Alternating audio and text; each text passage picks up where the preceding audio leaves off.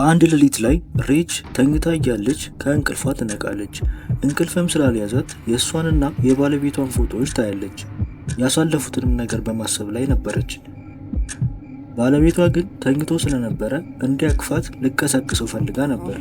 ነገር ግን ደክሞ ስለነበረ ትተዋለች።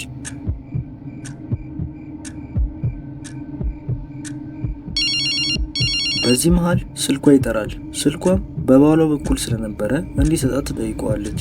አልሰማትም። እሷም ተንጠራርታ ስልኩን ትወስደዋለች።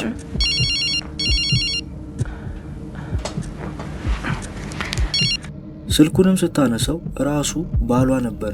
የኔ ቆንጆ ስለቀሰቀስኩሽ ይቅርታ፣ እንቅልፍ አልወስድ ስላለኝ ለወቅ ወጥቻለሁ፣ ቁልፍም ረስቼ ስለወጣሁኝ አቀብይኝ ይላታል። ሬች ትደነግጣለች። ስልኩንም ታያለች። አጠገቡ የተኛው ሰው ማን ነው?